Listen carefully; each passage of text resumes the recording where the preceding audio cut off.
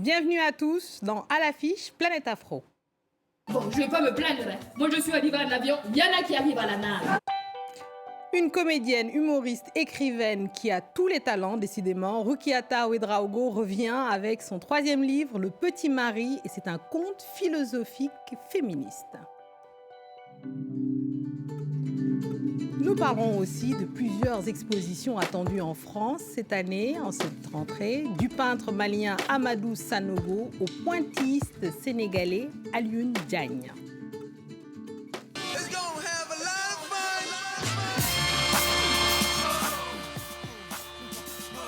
Et vous l'avez reconnu, Usher, l'idole de toutes les mères, filles, jeunes ou moins jeunes, le chanteur américain est en tournée à Paris pour 8 dates à la scène musicale. Rukiata Ouedraogo, merci d'être là. C'est un plaisir de vous recevoir. Merci beaucoup.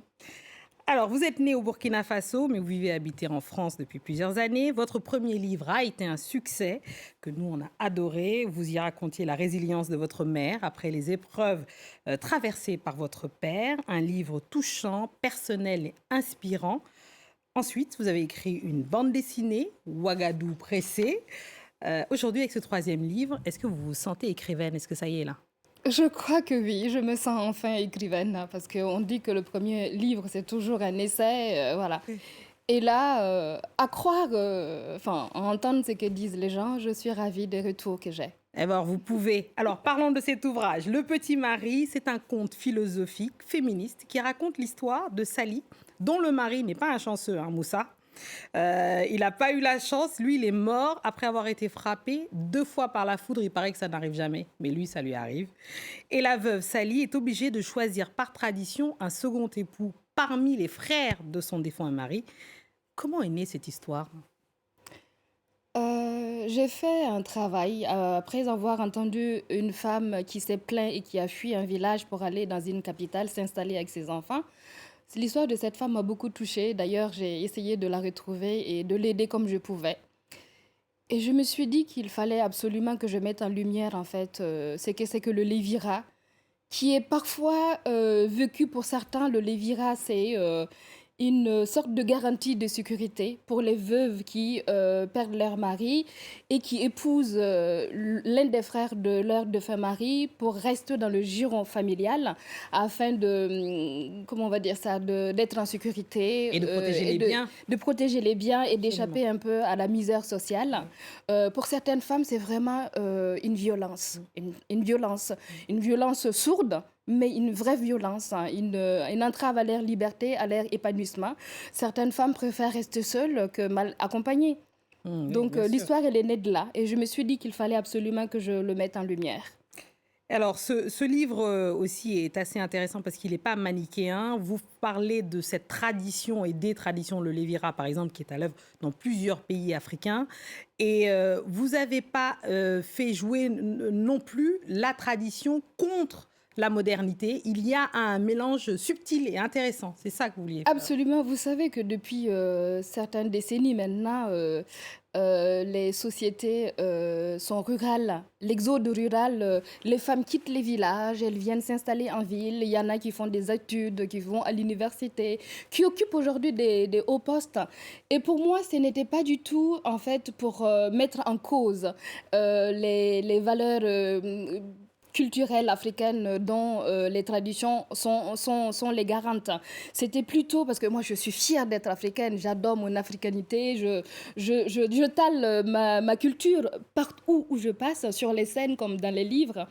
Pour moi, c'était vraiment une mise en question, questionner les traditions, pour vraiment nous interroger comment nous pouvons faire pour que les sociétés puissent grandir et que les traditions les accompagnent dans ce cheminement. Donc voilà, donc c'est vraiment pour que les femmes puissent se retrouver, mais sans non plus avoir cette punition en fait qu'il faut. Parce que nos traditions, elles sont belles. Hein. Moi, je suis en beauté devant nos traditions. Par exemple, quand je pense à notre parenté à plaisanterie qu'on a à Ouagadougou, au Burkina, au Sénégal aussi, en Côte d'Ivoire, je pense, et au Bénin d'ailleurs, qui permet vraiment d'apaiser les tensions et de vivre ensemble. Entre ethnies, absolument. Exactement, je suis vraiment subjuguée devant la profondeur de la philosophie de nos contes. Tout ce qu'on trouve dans nos contes. Donc pour moi, ce n'est pas du tout pour remettre en cause nos traditions, mais c'est plutôt vraiment pour questionner en fait comment nous pouvons faire pour que les femmes puissent s'émanciper en restant dans la tradition, mais qu'elles soient désirables pour ces femmes-là d'aujourd'hui. Alors, des femmes libres, des femmes fortes, des femmes résilientes, mais aussi beaucoup d'humour. Et c'est normal, hein, c'est votre premier métier, votre spectacle Je demande la route, qui est à l'affiche, est en tournée bientôt en Afrique d'ailleurs. Cet humour est présent dans cet ouvrage et je voudrais, pour qu'on s'en fasse l'écho, nous écoutions un extrait que vous allez nous lire, juste pour que les téléspectateurs se rendent compte à peu près de quoi on parle. Quand il a dit que je n'étais qu'une putain, que son frère avait sauvé du caniveau, je ne sais pas ce qui s'est passé. J'ai foncé sur lui. Je ne comprends même pas comment j'ai eu le courage de le frapper. Moi qui n'avais jamais tapé personne de ma vie. Ça alors. Mais c'était comme si je vidais le trop-plein de ses injures et de ses coups. Comme une marmite qui déborde. Tu vois ? Je crois, oui. Je ne sais pas si je pourrais. Mais tu sais, mon mari, le vrai, son frère, c'était vraiment quelqu'un de bien. Il valait plus que 100 000 types comme celui que je dois supporter maintenant. Comment ce morpion osait-il dire que mon mari n'était pas un vrai homme? Et surtout, comment le même ventre maternel a pu porter deux êtres si différents? Mais il ne s'est pas défendu. Tu rigoles, dans la bagarre, ce type était un incapable. Je l'ai renversé par terre et je l'ai tapé de toutes mes forces. Il hurlait, elle va me tuer, elle va me tuer. Venez me sauver, venez me sauver. Absolument magnifique. On retrouve aussi évidemment tout ce qui fait un peu votre identité, cette façon aussi, cet humour en fait, cette truculence africaine qui vous caractérise et c'est absolument délicieux. Je trouve que l'humour est un bon vecteur. L'humour est un ressort féministe. Un ressort féministe aussi. Oui. Parce que vous savez, moi, dans le livre que j'ai écrit d'ailleurs, l'histoire de Sally, c'était vraiment pour rendre hommage à l'intelligence des femmes. Parce que je trouve que les femmes sont hyper intelligentes. Ah, oui. Et en me documentant pour écrire ce livre-là, je suis tombée sur plein de choses.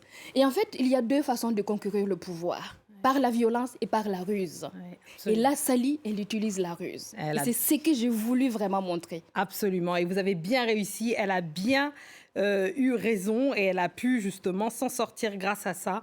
Ce livre est une petite merveille. Alors, Roukiata, on passe à l'actualité des arts visuels, très riche en cette rentrée. Et on commence avec le Sénégalais Aliou Ndiagne, qui est au musée des Beaux-Arts de Rouen et qui représente le Sénégal à la Biennale de Venise jusqu'au 24 novembre. Alors, lui, c'est tout simplement le maître du pointillisme et il fait ses tableaux grâce à des tout petits signes qui sont, pour lui, des gestes inconscients dont il parle et qui, de loin, peuvent former un portrait, voire une scène de vie.